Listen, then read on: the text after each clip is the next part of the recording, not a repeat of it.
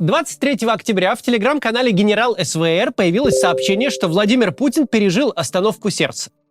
26 октября там же появилась заметка, что Путин умер.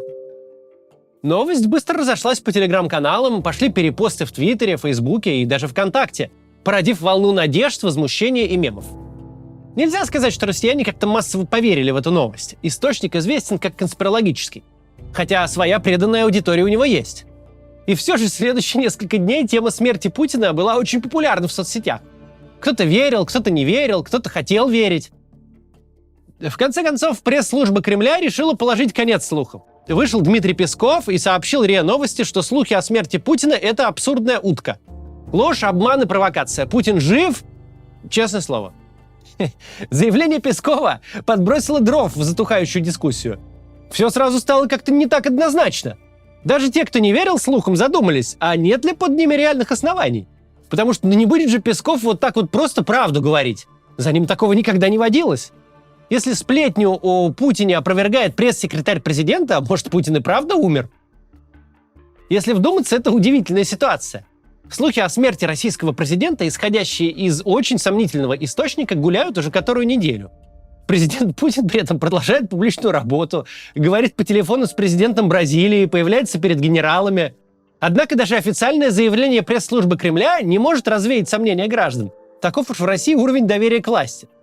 Сегодня поговорим о том, как нашему правительству удалось добиться таких выдающихся результатов и что это значит для российского общества. Перед тем, как начнем, напомню, в воскресенье у нас живое выступление на Кипре, покупайте туда билеты, а еще в этом месяце у нас Амстердам и Вена, а потом еще Рига, Париж и некоторые другие города. Заходите на сайт по ссылке в описании.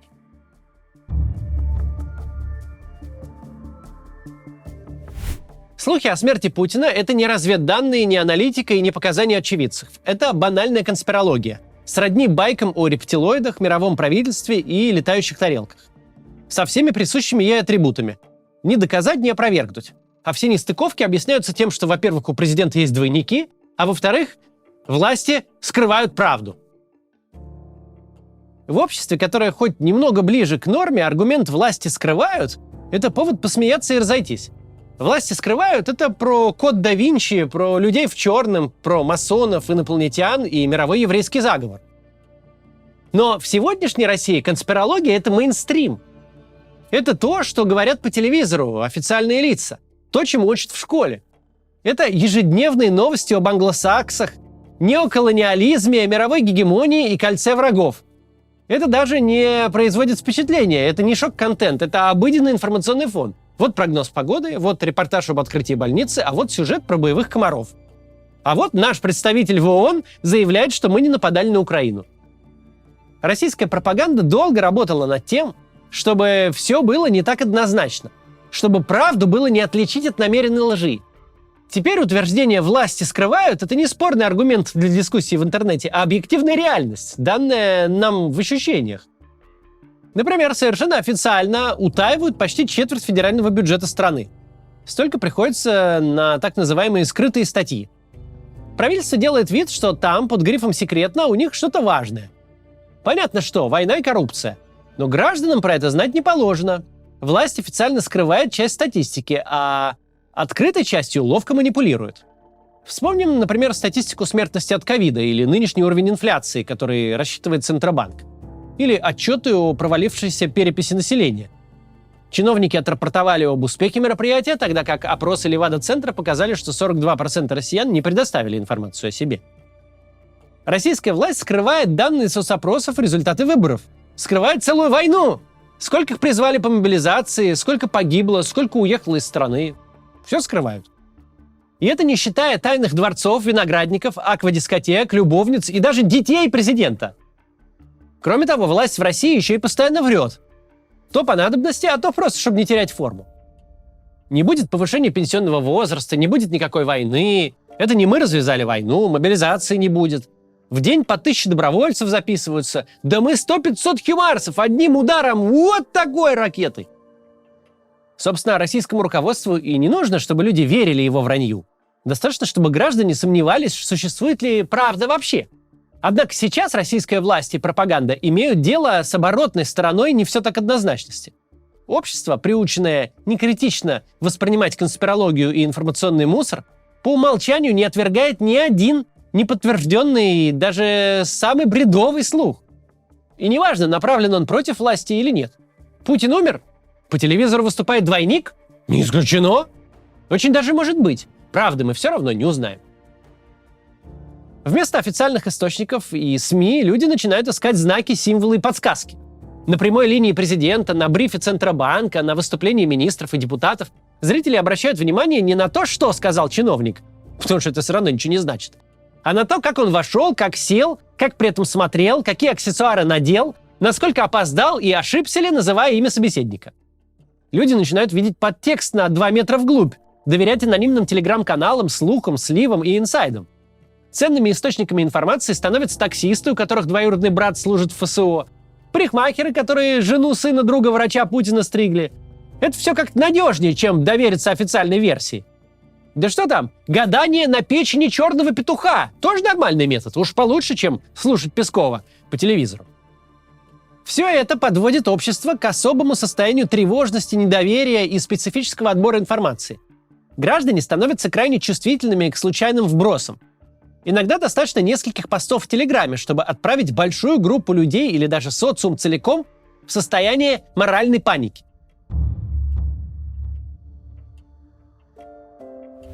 Итак, что такое моральная паника? Это массовая истерия по какому-то поводу, который, если рассуждать здраво, не должен бы вызывать такой бурной реакции. Как это обычно происходит? Сначала общество обнаруживает группу или явление, которое их беспокоит. Это может быть почти кто и что угодно. В разные времена, в разных странах страшной угрозой назначались ведьмы, хиппи, панки, геи и даже покемоны. Этому явлению или группе не обязательно существовать на самом деле. Может быть, достаточно даже воображаемых сущностей. Например, еврейских беженцев из Израиля, прилетевших в Махачкалу. Израильские беженцы существовали только в воображении обеспокоенных жителей Дагестана, но погромные настроения вызвали настоящие. Встревоженное общество решает, что объект беспокойства очень-очень опасен. На самом деле нет, конечно. И если не принять меры сейчас же, то произойдет что-то ужасное. Случится богомерзкий разврат, дети забудут традиции и почтение к старшим. Чужаки заберут себе нашу цветущую землю, уведут наших женщин, нравственность будет попрана, храмы разрушены. Евреи из Израиля поселятся прямо вот непосредственно в Махачкале. Поэтому нужно срочно принять меры. Сжечь ведьм, выслать католиков, найти евреев в турбине самолета, запретить гей-пропаганду. Моральная паника возникала в разных странах и в разное время. Но у современной России в этом смысле есть 3 особенности. Во-первых, в нашем обществе очень легко спровоцировать панические настроения. Тревога разлита в воздухе. Для паники не нужны причины. Они уже есть. Нужен только повод. Россияне уже 1,5 года живут в перманентном страхе. Для них огромное облегчение обнаружить тех, на ком можно сорвать злость. Во-вторых, в нормальном государстве власти стараются сами не становиться причиной моральной паники, не делить своих граждан на изолированные группы и не натравливать одну группу на другую. В России же возбуждение ненависти к отдельным группам людей – это стратегия, часть государственной политики, а хейт-спич – официальный язык пропаганды. И в-третьих, в здоровом обществе власть обычно может предотвратить моральную панику или смягчить ее проявление, используя свой авторитет. Официальные лица транслируют неискаженную картину реальности, где нет никаких ужасных ведьм, которые крадут детей. Нет никаких «мы» и «они», а есть граждане одной страны, которые могут понять друг друга. У российской власти этой опции нет вовсе. Чтобы опровергнуть что-то, нужна репутация, а все репутации принесены в жертву не все так однозначности. В России не осталось публичных людей, ассоциированных с властью, чьему слову поверит большинство. Если депутат Картополов говорит, что не будет мобилизации, растут цены на авиабилеты. Если Песков говорит, что Путин жив, школьные учительницы приносят из дома черную ленточку для портрета, которая висит в каждом классе. Ну, просто так, на всякий случай, мало ли что.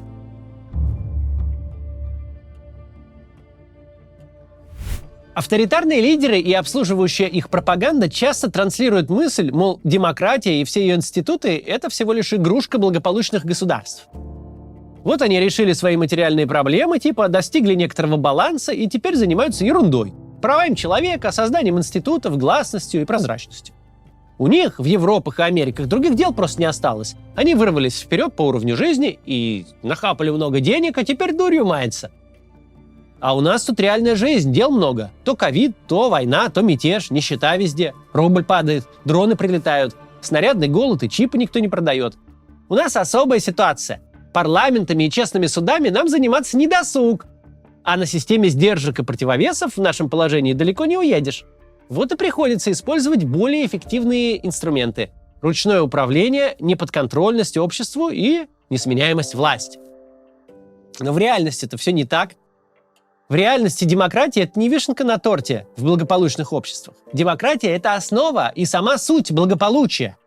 Демократия становится все более распространенной формой правления не от умягчения нравов, а по простой причине. Она гораздо эффективнее автократии и диктатур.